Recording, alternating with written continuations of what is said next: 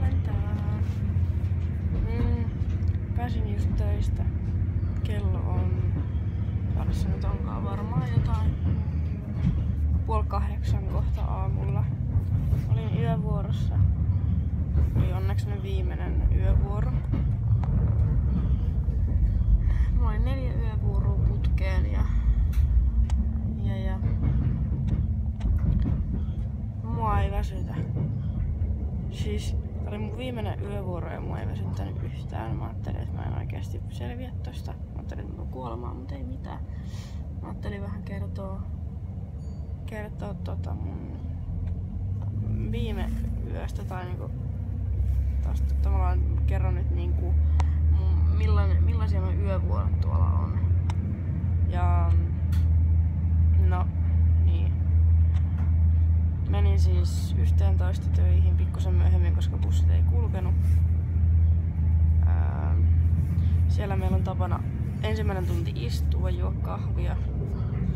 Itse en juonut, mutta aika moni rupesi siinä vaiheessa vasta niinku syömään jotain ruokaa.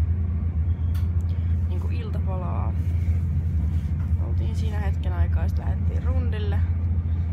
Kierrettiin ulkoa, käytiin vähän katsomassa, että onks ovet auki, onks ne kiinni niin kuin pitäisi olla. Ja sitten me huomattiin, että siellä oli semmonen joku ilmastointilaite siellä jossain sairaalan ulkopuolella siinä se mikä tää nyt on, joku tämmönen seinän vieressä. Otettiin siitä sit selvää, että onko se ihan niinku semmonen, että se voi olla siinä, koska se oli niinku semmoisessa paikkaa, että kuka tahansa olisi voinut sitä räpeltää ja siinä oli aika paljon tehoja, että jos siihen joku menee räpeltää, niin siinä voi käydä aika hassusti. No sit jatkettiin rundia, kierrettiin. Mä olin 2 vartijan kanssa. Ja no sit me mentiin semmoseen paikkaan, missä oli joku kahvikone, niin mä join kahvia. Mä en ikinä juo kahvia, mä en tykkää kahvista yhtään, mutta se oli ihan hyvää. Se ei ollut ihan, se oli jotain tämmöstä itävaltalaista, saksalaista, en mä tiedä, mutta jotain tämmöstä kahvia. Se oli ihan ok, kun siellä laittoi yhden sokerin, niin se maistui ihan kaakaalta. Että varmaan sen ansiosta mua ei väsytä. Ja se oli silleen helppo keissi. Ja joo, no sit me mentiin pelaan pingistä. Ja pelattiin sitä joku 45 minuuttia.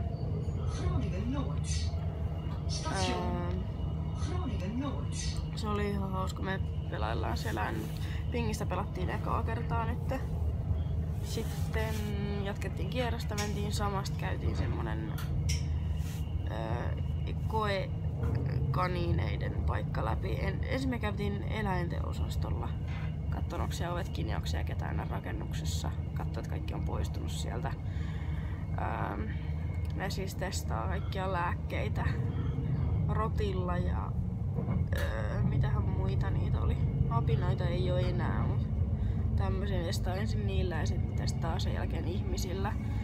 Käytiin kattoo se ihmisten asuntola. Käytiin niinku vaan tsekkaa se. Ne saa ihan pirusti rahaa siitä, että me testataan.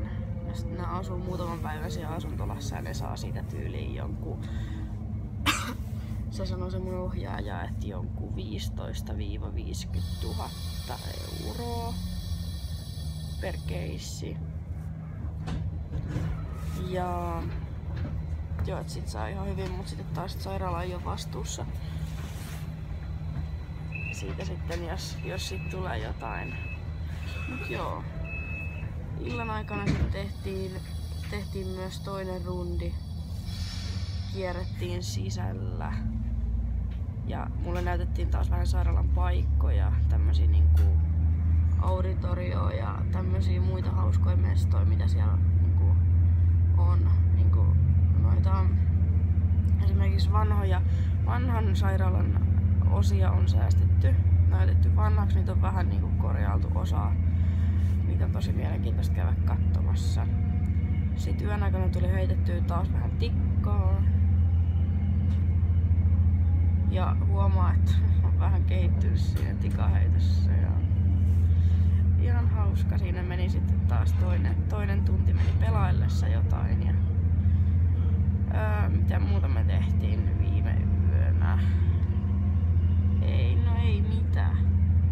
lopulta tai siis viimeiset 2 tuntia sitten katsottiin Facebookia ja vähän jotain videoita ja sitten katsottiin Netflixiä. Et siis tosi lungihan se on. Ja odotetaan sit hälytyksiä. Niitä nyt ei tänä yönä tullut. Ei tullut yhtäkään hälytystä. Mutta ihme, että mä oon hengissä. Mun ei tarvi onneksi tehdä nää yhtään yövuoroa. Se on kyllä ihan kiva. Mä tykkäsin noista yövuoroista. Mutta oikeastaan siis kaikissa vuoroissa on niinku hyvät puolensa, että noissakin tuolla ei niinku öisin oo ketään, niin se pystyy vetämään rallia niillä semmosilla, mitä ne nyt on, sähköisiä semmosia pyöriä, missä seistään. No en mä osaa selittää, me vekotin, niin niillä sit vedettiin toissa yönä vähän rallia. Se oli ihan hauskaa sekin. Mut siis pääosin se on sitä, että me jauhetaan kakkaa ja keksitään itsellemme tekemistä ja koitetaan vaan saada aikaa kulumaan, mutta tosiaan oli helppo yö toi viime yö. Oli ihan hauskaa. Mutta nyt mä kuvaan tässä junassa sen takia, että mä en saa nukahtaa, että mä saan sit kotona unta. Nyt mulla on tää päivä silleen vapaa, illalla ei tarvi lähteä töihin ja huomenna on vapaa ja keskiviikkona on sit taas aamuvuoro. Mulla on muistaakseni vielä 4 vuoroa nyt jäljellä, tai niin 4 vuoroa varmaan joo. Ja ensi viikolla sitten vapaata, maanantai on viimeinen työpäivä. Ensi viikolla himaan sunnuntaina ja koitetaan nyt söivitä hengissä siihen asti. Moi!